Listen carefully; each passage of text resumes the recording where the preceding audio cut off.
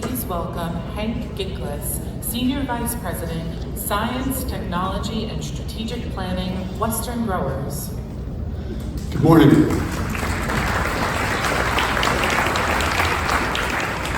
We're here at Forbes and excited to host this upcoming panel on smarter technology, safer food, because we want to help start or in some circles energize the conversation about the next generation of food safety systems. The next generation of food safety systems really needs to be faster, more commonly integrated, and largely data-driven. There are lots of people in the industry that are working on this, lots of people in the technology industry and the agricultural industry. Some are farther along than others, but we hope that the panel will help paint a picture of what future food safety systems need to look like. Part of painting that picture, I think, kind of needs to go back and look at where we are today, right? So these are probably gross generalizations. I know there are people in the audience that are beyond this, but the food safety system today is largely audit and checklist driven. They're snapshots in time and siloed views of discrete risks. And they seldom, leave an opportunity to examine the whole in either a temporal or a holistic, manner.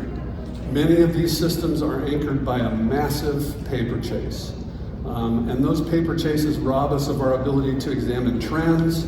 They have the tendency to be error prone. And most importantly, probably, they waste valuable and talented human resources on largely administrative and not strategic activities. Often visibility is hampered because we can't translate these checklists and paper reports to key metrics that allow partners and companies within the supply chain to monitor performance up and down. And these paper-based and audit systems are very slow to react in times of crisis and inquiry because oftentimes we get mired in a record search that's reliant on a lot of different parties doing their particular job. As a result, the suppliers and others in the supply chain, carry an inordinate amount of liability in conjunction with, current systems. So, smarter technology, safer food. We really believe that food safety systems need to be data-driven. Data is the new currency. Data will facilitate optimization of the supply chain. It enhances our ability to perfect preventive controls in the field. We can use data to identify trends, and ultimately those trends can lead us to a predictive state instead of a reactive state. And it accelerates and adds precision to our ability to rule items in or out when questions actually arise, such as an outbreak. But the movement of data between operations requires that systems have to be integrated. The information that one company captures for their products in the field have to be rapidly and readily received by their partners in the supply chain and incorporated into the information that they, in turn, pass along. The information needs to be real time. We are firm believers in the fact that there needs to be key performance indicators embedded in this information, and that analytics can be brought to data. Ultimately, again, we would like to be able to use these data-driven systems to get to a preventive and rather a kind of a reactive state.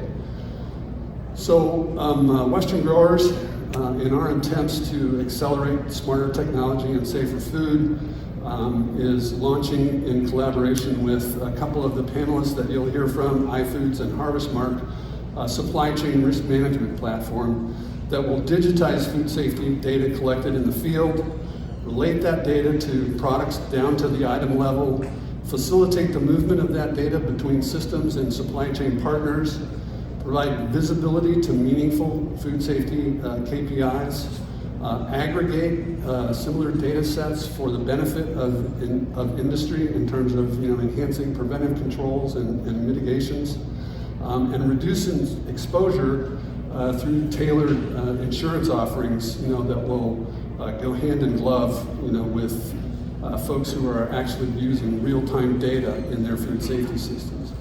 Through this pilot, we expect to demonstrate how this is done and chart a path for the next generation of food safety systems, and hopefully that's what the following panel will spend time on. We're pleased to provide the opportunity for them to discuss this in further detail. So thank you very much.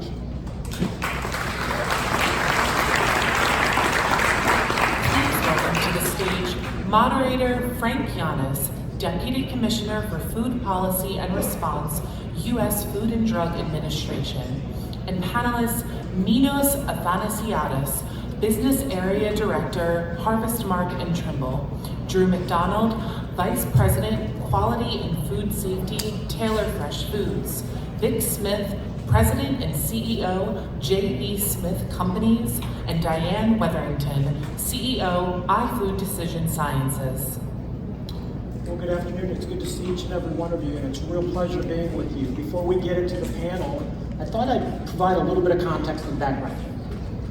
Let me begin by stating I'm fairly new to FDA. I've been with the agency 6 months, but I'm not new to food safety. I've been working on food safety issues for about 3 decades, most recently the past decade working for the world's largest food retailer. And while on balance, I think today's food system is pretty impressive. When you think consumers can get a wide variety of foods, up to 50 to 75,000 different food SKUs in a grocery store for a fraction of their hard-earned dollar, foods from all over the world, there are still some risks, and the food system is changing. We have to manage these new and emerging risks. And that's why we believe, and you'll hear today, that a digital and transparent food system is a safer food system, it's a more efficient food system, and in my view, a more sustainable food system. Real quickly, why does a digital and transparent food system matter?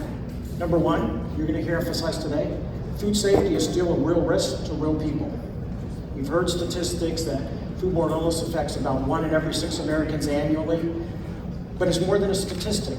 Behind every number, there's a real face. This is a young lady, Riley, I'm using her picture with permission, who had a severe outcome due to contaminated spinach. And it's projected that a 1% reduction in foodborne disease in this country saves the U.S. economy tens of millions of dollars annually. Traceability matters. Today we're largely doing this on paper.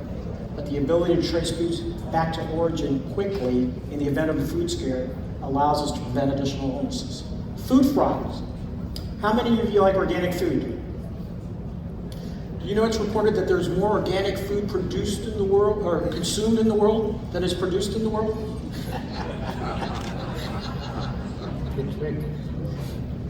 Regulatory requirements. By and large, more and more countries today want to do what we call e-certifications and be able to clear products through customs quicker. You can't do that on paper. It needs to be digitized. Food waste. Imagine going into your favorite grocery store, buying 3 bags of grocery. As you walk out, you throw one of those bags of grocery into the garbage can. Does that sound ridiculous? But that, in essence, as you've heard here this week, is what happens around the world each and every day. And then transparency. Consumers want to know more about their food, where did it come from, and how it was produced. So transparency and digitizing information matters. That's why on April 30th, the acting commissioner of FDA, Dr. Ned Sharpless, and I put out a new statement called A New Era of Smarter Food Safety. I can assure you that smarter food safety is not a tagline or a slogan. It's really a new way of thinking about how do we solve some of our public health challenges, using new and emerging technologies that are used all over the world in various business sectors to improve how we address food safety risk. I like to say that smarter food safety will be people-led, smart people like you in the audience. It will, for the United States, continue to be FSMA-based. FSMA is the Food Safety Modernization Act, the rules, laws that govern how we produce safe food. But it will be increasingly, without question, technology-enabled. Let me give you a quick example of what smarter food safety looks like, and then we'll get into the panel. And I have to do that with something I call the story of a mango. There's a mango seedling, gets planted. It takes about 6 to 7, 8 years for a mango tree to reach maturity, start bearing fruit. When that tree is bearing fruit and the fruit is ripening, small farmers in Central and South America send farm crews out to pick those mangoes. Those mangoes go to a packing house, they get washed, treated, and packaged. You can see here in this slide, they then get transported by air, land, or sea into the United States. Once in the US, in this example, those mangoes went to a processing house to further process those mangoes, wash, peel, and slice them, and send sliced mangoes to distribution centers across the United States. Eventually, they make their way to the store. If you as a consumer had a package of sliced mangoes in your home and you wanted to know where they came from, what would you do? I did just that in my prior role, took a package of sliced mangoes, came into a staff meeting, put it on the conference room table, said the trace back exercise starts right now. Tell me where these mangoes came from. How long do you think it took a pretty powerful retailer to determine where those mangoes came from?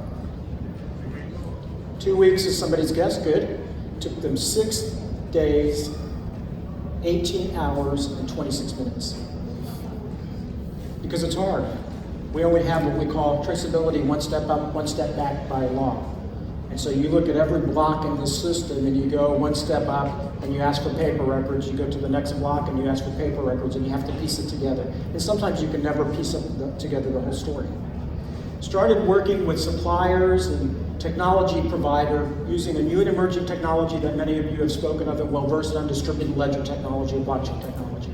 Started capturing information on every point of this food continuum in a digitized manner, and then took a package of sliced mangoes, scanned them, and got the source in, guess what time? 2.2 seconds. That's food traceability at the speed of thought. Not 6 days, not 2 weeks. That's what smarter food safety looks like. So with that, we're going to have a conversation about digitizing information in the food system and what that will do. All right, let me begin with the first question. And it's this idea I think everybody in the audience believes. At the end of the day, we're not chasing blockchain, we're not chasing artificial intelligence, we're not chasing technology, but we're trying to solve business problems and public health challenges. And so with that thought in mind, what do you see as some of the biggest public health problems or challenges we can solve digitizing information and using some of these new technologies? I'll jump right in. Traceability is absolutely, in my mind, the most important, one of the most important components. And I say that because we can learn, if we can verify, trace precisely to the problem, we can learn so much from that. But when we speculate, well, it could have come from there, or that field over there, here or there, it doesn't give us that great opportunity, that learning opportunity, so we can, improve ourselves from that case study area. Traceability. If I may, I'd like to talk a little bit about my company and why we're sitting up here. HarvestMart, Trimble, has been on the forefront of traceability for more than 10 years. We are experts in produce traceability, PTI, the case level traceability, and we're also experts in item level traceability, the single SKU, the clamshell or the bag.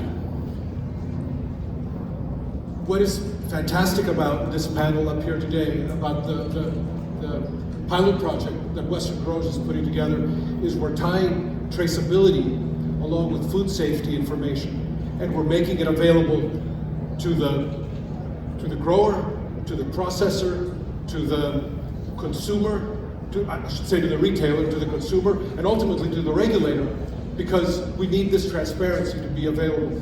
The technology is there now, but we're able to put it all together and make it available at a reasonable cost. And that's the key point of this meeting today, that we're tying food safety information and traceability information.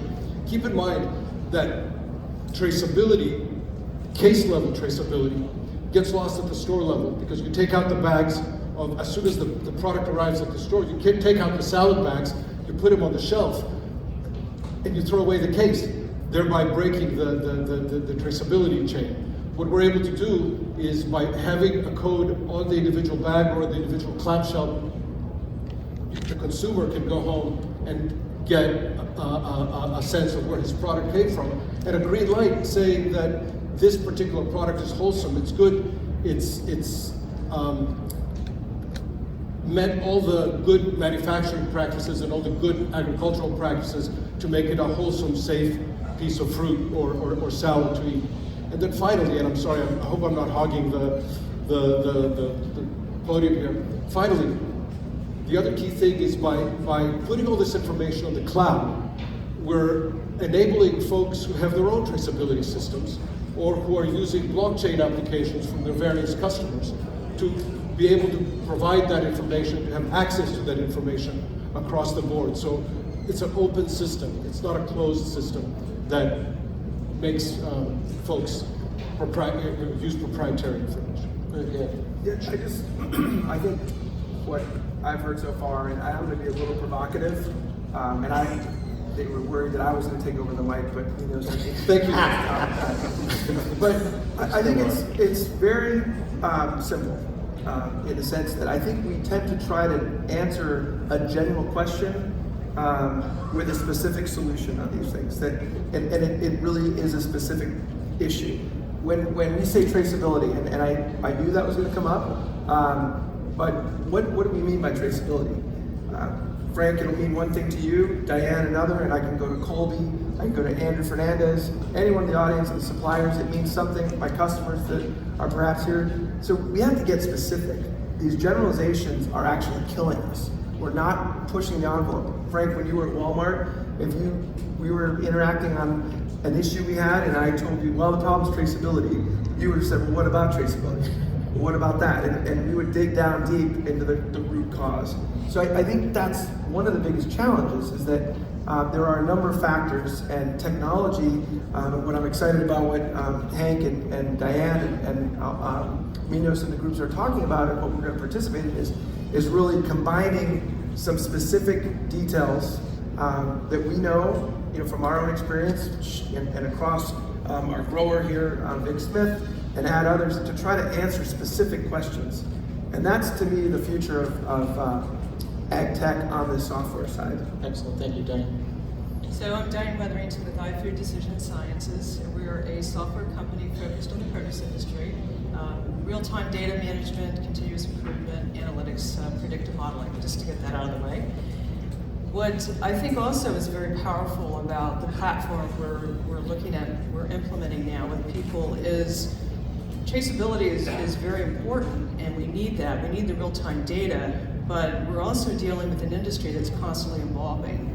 And we need to be not only looking at problems in the past and figuring out how we can address those problems, but there are going to be problems in the future that arise that are related to pathogens or disease or illness.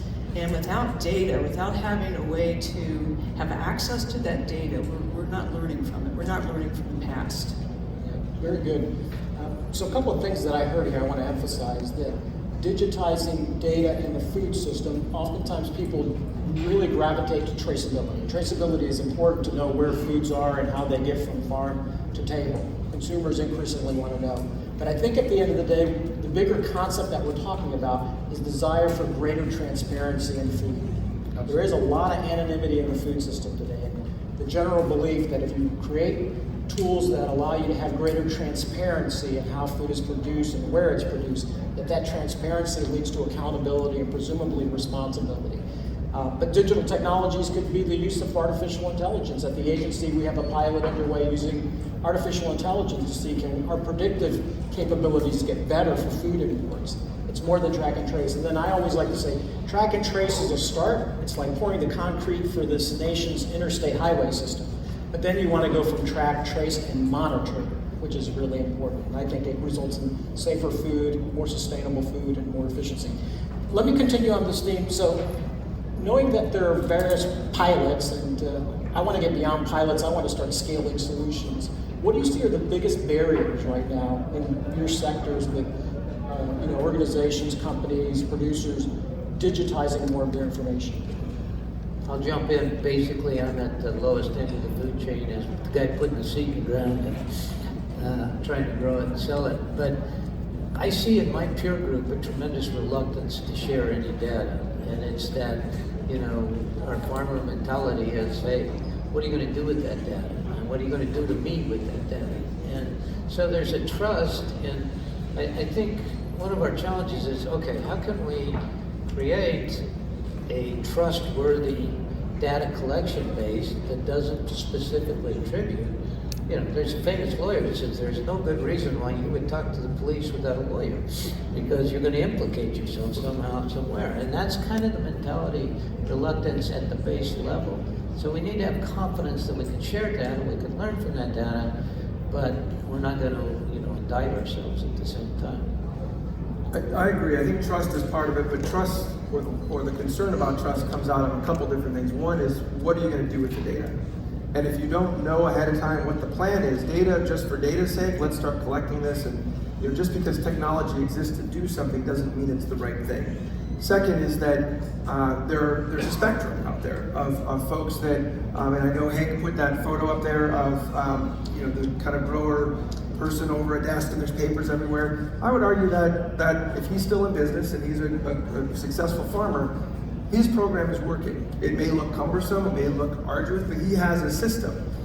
You may have someone else that's very advanced, very far removed. They have computers, they have modeling going on, and that's their system. So there's a spectrum out there, and to try to sit those two people in the room and say, we're gonna do this, it's a pretty involved discussion because they're in two different places, and you multiply that across the whole supply chain, and you have the same scenario. So it's trust, but it's also not really understanding where everybody is in that spectrum of data gathering and how they use the data. Let me add to that. From our standpoint, the biggest hurdle that we see has to do, and this is again is the technology side, is the implementation component. And it really revolves around time. Because the food safety people who we need to help implement are busy, they're incredibly overly busy, and the time it takes to implement the systems is usually the hurdle. The irony of it though is we have people telling us that they're spending 40 to 60% of their time managing paperwork in organizations. Once you implement the software or programs like this, the ability for productivity improvements are there. Instead of having, another statistic is it takes companies 1 to 2 weeks to prepare for an audit. Instead of having that, you're ready every day for an audit when you have real-time data. So the productivity improvements are huge, but that time factor, the implementation factor is there. But I just want to be provocative a little bit, and Diane and I go way back, so I feel like I can say this to her. And that is that even there is a generalization. It is. Because if you have a firm, an operation that has no system or is very, very, basic, then I think that's partly true. They're actually easier. They're They easier. have no Sorry, system, they're easier. They're easier. They're easier. Right. When you take, an organization ours, which is a larger, we have systems in place. By and large, real-time data collection as well as paper-based. That's more complicated, which is why sometimes it's difficult to get a hold of me. But it is. We have to understand those details. And I think in the earlier discussion on the automation or the gentleman that spoke about strawberries, it will not work out of the box, and we should not expect it to. We have to have patience, and we've gone through enough programs. I'm sure everyone in this room, in some version, whatever aspect of your daily life is, when you've implemented something new, there's a learning curve. And it virtually never does, maybe with the exception of an iPod, it never does what it was intended to do out of the box. And so we have to be patient with that. Yeah, let's all be provocative here today. There's an elephant in the room, and here we are in the heartland of over-regulated California agriculture. But I'll still say it. One of the hurdles that we're facing is not enough federal regulation with regard to the retailers.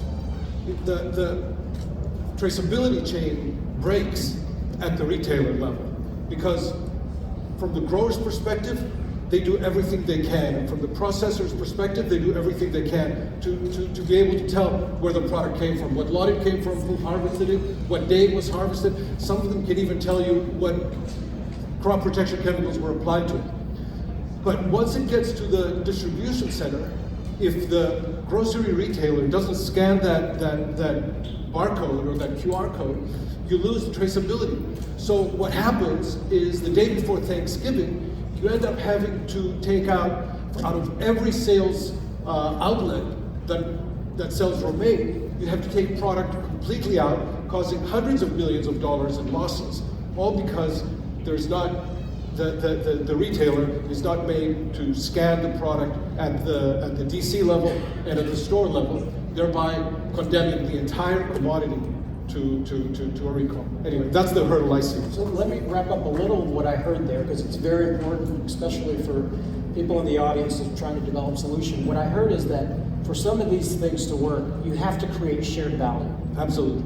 In other words, it just can't benefit the farmer or the distributor or the processor or the retailer, so to speak. The food system is a system and it's interconnected. And if you're going to digitize it, you're going to all win and lose together. So how do you create solutions that bring shared value to every participant in the system? Great comments. All right. And Frank, I want to make sure I know Hank went through it quickly, but what Diane and their platform is sort of proposing exactly that, is kind of sharing that. That's why we're excited about it. That's what we need. That's one of the challenges. And what has been described is not unique to any food, this consumer part. But on the produce side, imagine if every food of a certain category was made in the same factory. We're dealing with that on the produce side. So developing a platform that's going to share certain variables across different suppliers is going to be very helpful. Yeah, we've seen with the Romaine example that you used, when it comes to food safety, everyone wins or loses together. I've got 2 more questions and we're going to wrap it up. We've got some time, but I want to make sure that I get to these 2 questions. In some instances, we're talking a lot about tech today. And in some instances, tech will bring in a new era of trust and transparency. But I think some in the audience might feel that some tech has failed us as a society, largely due to issues with not being able to trust data or how that data gets shared.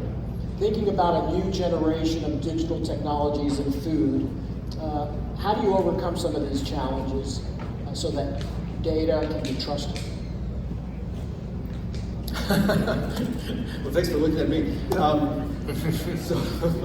So to your earlier point, Frank, I think we're all in this together. And I think it's important for all of us to participate in the data flow within the supply chain, because that's the only way we're going to have transparency. It can't be just the grower's problem or the processor's problem or the software company's problem. It needs to be something that everybody participates in. We know every survey tells us that the consumer cares about where their product came from and cares that the product that they're eating is wholesome and safe. This system is the one system that's going to convey that information and that feeling of comfort and confidence to the consumer to eat their product. And I can speak to that as well.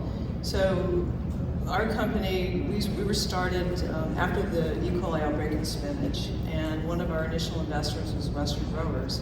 And I think that the real key is to establish the credibility in the industry as being a good data steward. And we've worked really hard to do that over the years. Because we partnered with Western Growers, I think Western Growers has that credibility as being a good data steward. And we understood that from day one. We have handled a number of issues over the years in the industry with very confidential data, and I think we've done a good job of protecting it. But we've spent years building that kind of reputation here in the industry. Being the farmer on the panel here, I'm an expert on the technological aspect, so or I'm an expert on the skepticism. But and I mentioned this before, the trust arrangement, but I do think we can learn from the past and a lot of the issues that have been in, trusting data and the people that are collecting it. But I'll focus on another side now is the reliability. Is it good data? Because we're going to count. I mean, we can't just say, okay, we did Diane's platform and, now we got this data in a database, but really, there's a certain education and protocols and everything that we're going to have to come together as an industry to agree that this data is relevant, and then we could start using AI. So that's a challenge in and of itself, and then training us, at the field level, there's a lot of that. So I concur with the Western Growers or any regional or any kind of trade association to aid us, and they always do in training. But that's also very important. I agree that trust but it's a big word, right? So why wouldn't you trust that? So whenever we're in a data sharing discussion, the first thing I ask is how could this be used against me? And we deal with this on the regulator side, but also customers. It's a regular thing that customers say, well, we want to see your data on testing it. And I'll give a very specific example. If we're a larger company and we have lots of test data, we are going to have a certain number of positives for pathogens. And if they're asking us, how many positives did you have last month? and we give a certain number, it's probably going to be higher than a small firm or someone that doesn't do any testing or doesn't have a robust program. So the context of the data is what is critical. So whenever we have that discussion, it's how could it be used against me? But then the second part, which is the more productive one, is how is this going to be used? What is the value of it? What's the food safety objective? What are we trying to accomplish? Again, just data for data's sake and technology for technology's sake, that's why we see failures. And it's not answering the question because they maybe never asked, or it's not answering the question. All right. I'll ask one question here, maybe just get 2 responses, and then we'll start wrapping up with a close. At the end of the day, everybody in this panel, everyone in the audience is working for the same boss. It's the consumer. How do you think some of what we talked about today benefits the consumer? Well, I'll go first. Thank you. Yes. It is my favorite way to kind of frame this discussion, Frank, because when we sit down with our customers, FDA, regulators alike, it's the most common goal. It is our foundation. We all have that one common goal, is to improve food safety and, quite frankly, enhance consumption. As we heard Ambassador Cousin talk earlier, obesity is going to overtake, poor nutrition. So the way technology does that is it builds confidence. So if we are allow the customer to feel more confident about where their food's coming from, if that's important to them, the type of organic program, to your point earlier, is it truly organic? Giving that transparency. And then behind the scenes, there's a lot that goes on. How do we solve some of these deeper food safety issues that are not necessarily as sexy to the customer, but it helps with the first one, which is the confidence. Okay. Anyone else want to take a shot at the customer? I completely agree. I mean, it's a matter of providing a food that's recognized to be wholesome, safe, and good to a family. And this is what gives the consumer confidence, the ability to look back all the way down the supply chain. Excellent. All right, as we close here, everyone's going to get an opportunity. If you could do it in 1 sentence, maybe.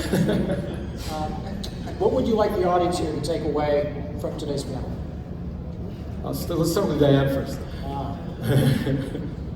Data is, all the issues aside, an untapped resource, and we need to put it to work. Okay.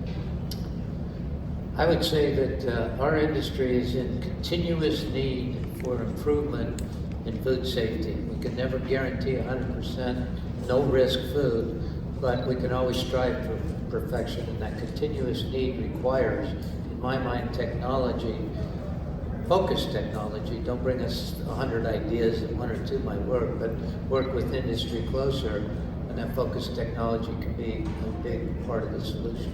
Very good. I'm going to let Minos go. Okay, what I want to say is that we're not talking science fiction here. These are existing technologies, proven technologies that have been around for tens of years. And the secret sauce, what's making this so much more powerful, is that we're combining food safety and traceability on the cloud, basically. So there's nothing new here. It's a matter of implementing something that has been available to us in the past. Mine is very simple. There's 1 sentence. That is, clearly define the problem you're trying to solve. And I have to tell a story really quick. I mentioned earlier about Africa. Several years back, I had this wonderful experience visiting an operation. Dutch and Swedish researcher farmers were working with a growing operation there. They decided that a lot of efficiencies could be gained by implementing the use of tractors to do the deep till, do the cultivation. Beautiful soil, let's solve that issue. They get tractors over there, and several weeks later, or several months into it, guess what the tractors were being used for? To transport the workers from these remote areas, because they were the most efficient means to get the actual personnel to the field. That's the problem they needed to solve. The cultivation of the ground was secondary. So we need to solve the real issue. Well, thank you all for listening. I think what you heard here today is that it's imperative that we digitize and make the food system more transparent, and that a digital and transparent food system will be a safer, more efficient, and sustainable food system that's going to benefit people and the planet. We can't do it alone. We need each and every one of you. Thank you for listening. Let's get on with it. Consumers are expecting it.